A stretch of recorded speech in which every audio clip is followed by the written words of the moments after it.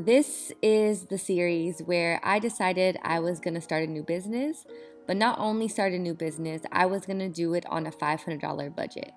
I was really inspired to do this to help that college girl that was me in 2015 accomplish her goals and have a little bit more guidance.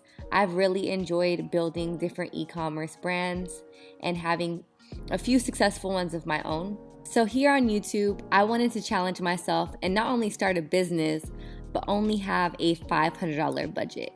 And throughout all the stores that I've had, I've never done this on a $500 budget.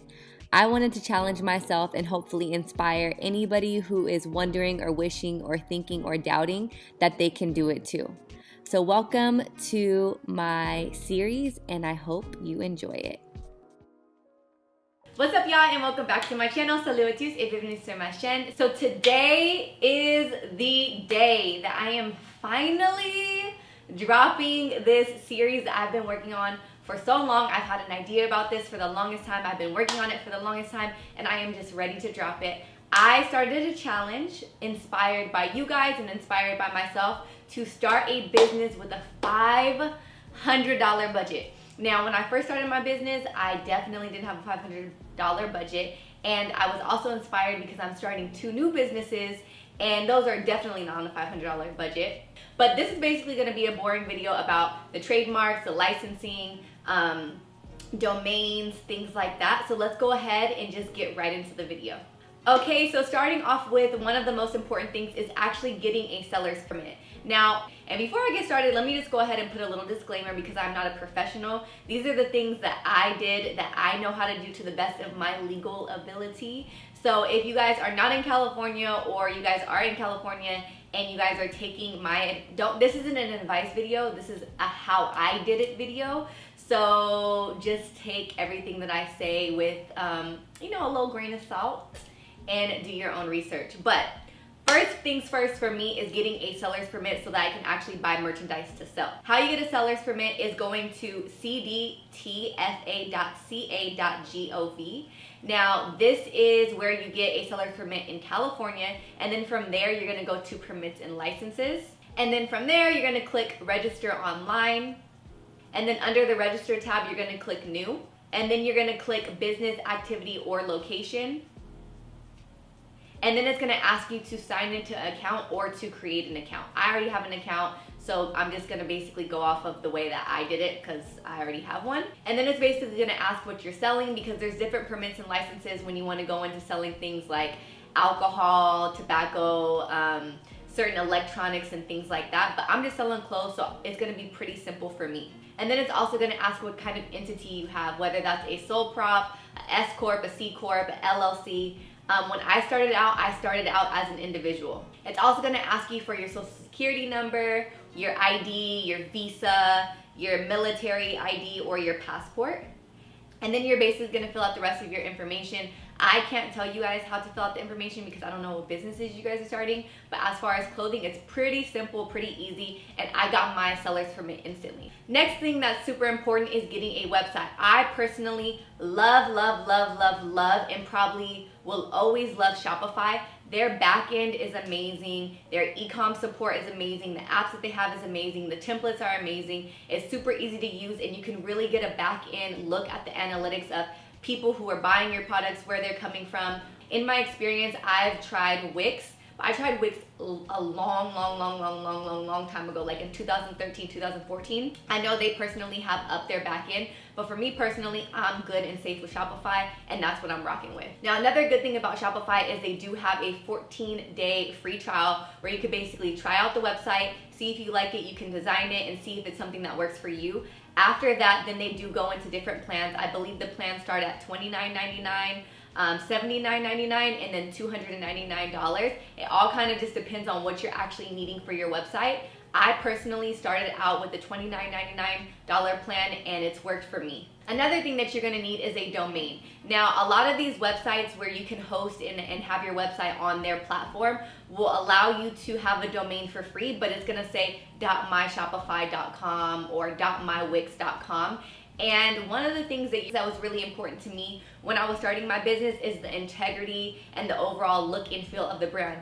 Even if you're just starting out, girl, you gotta act like you got everything in line and in order. So one of the things that I chose to invest in was buying a domain, especially because I knew this was gonna be a long time brand. It's something that I invested my time, my energy, my money into, so I had no problem buying the domain. Now Shopify now offers you to get a domain through them, which is only $14 a year, but since we are on a budget and it's really, really tight, I'm gonna go check on GoDaddy. GoDaddy is actually where I pretty much got every single one of my domains that I've had throughout my all of my drop shipping companies and my e-com companies. I also like GoDaddy because they also allow you to have an email with your domain at the end. So like, for example, info@thefindguru.com. It just adds that professionalism to your business and the integrity of your brand, in my opinion. So if you go to GoDaddy, not only can you search to see if the domain is available, it will also give you other domains that you could possibly choose from if your domain is not available. So the domain that I'm looking for is available and it's only $11.99. But there's this little thing called privacy. Now, one of the crazy, scary things about being a small business startup owner is that because you have a business, everything that you do in your business is public record. So you want to be very careful, because if you're just starting out and you're using your home address, all of that information is public record. So if you put your address as the address, then it goes up online and anybody can basically find your address. So even though it ends up being more than it is on Shopify, I am going to buy this privacy just to make sure that my information is protected. Now, at this point in my career and in this point in business, I do have virtual offices that you guys can get from iPostal or PO boxes. Just because I am starting out and I know that a lot of other people are starting out and they might not have a virtual office or a PO box, I'm gonna pay that extra fee to have my privacy protected, which actually brings us to $22.16 for our budget. So that's the first thing that we budgeted in. The next thing that's super important is a trademark. Now, trademarks are pricey, so it's not like we're gonna actually file for a trademark, but we wanna see if the company that we are trying to start is already trademarked, because you wouldn't want to be that person who spends all this time and effort branding and getting everything started, run the business, open up shop, and then you start booming and you start going, and then you find out, knock, knock, knock, this name is already trademarked. You guys basically need to stop doing business under this name. So before you get started, go ahead and look up that trademark to see if you can conduct business under that name. The easiest way to look up a trademark is going to uspto.gov. Then you're gonna go ahead and click trademark. Then from there, you're gonna search for the trademark through the database.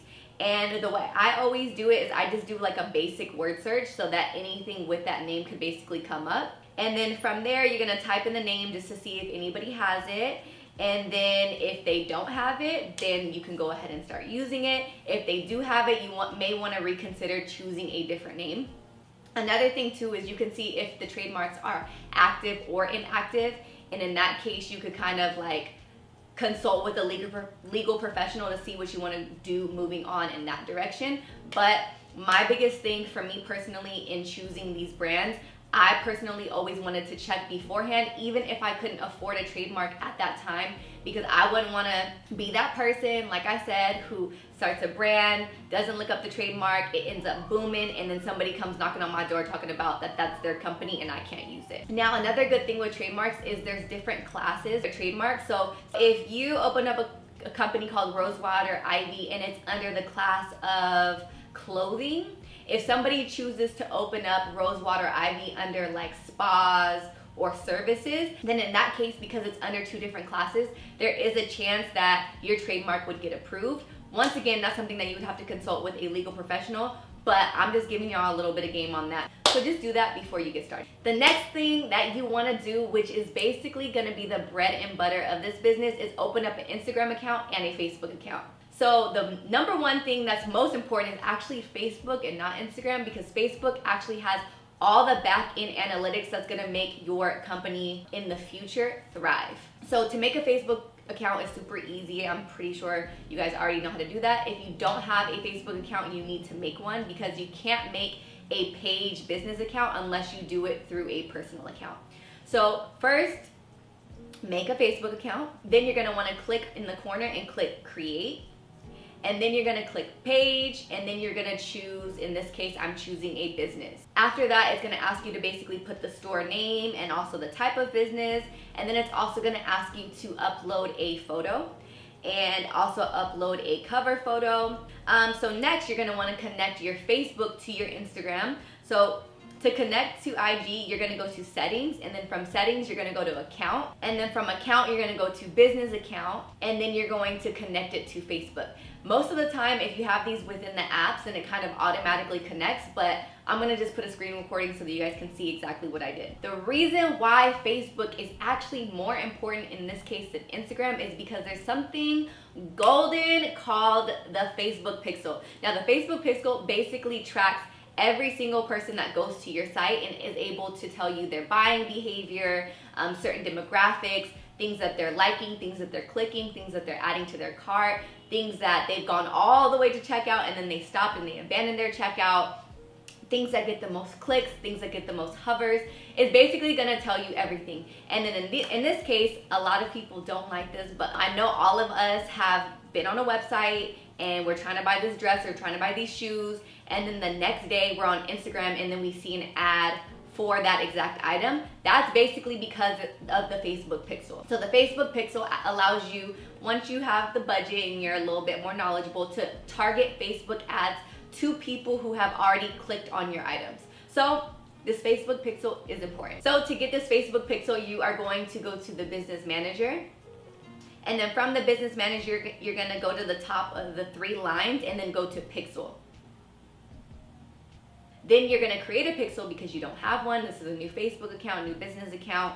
And then from there, you're gonna create a pixel and it's gonna take you through everything step by step. Facebook is super easy to follow because they give you pictures, and then from there, you're gonna go to Shopify in the preferences and you're gonna add your pixel in there, and I will show you that in a later video. Another thing that is beneficial when you're starting a business is to get an EIN number, which is basically a replacement for your social security number, so you're not using that for everything. That basically concludes today's video. Those are the basics that I needed to start my business in a legal, professional manner. Once again, this is not advice. This is basically just what I did to conduct my business and start my business up. If you guys have any questions, please consult a legal professional. I'm not a legal professional, so I'm not gonna be able to answer your questions. Also, something that I don't say that I need to start saying is, please, you guys, like this video and don't forget to subscribe to my channel. This is video 1 of the series. Don't forget to check out video 2 or stay tuned to video 2 if you're watching this in live time. Thank you guys so much for watching my video, and I will see you in the next upload. Bisous!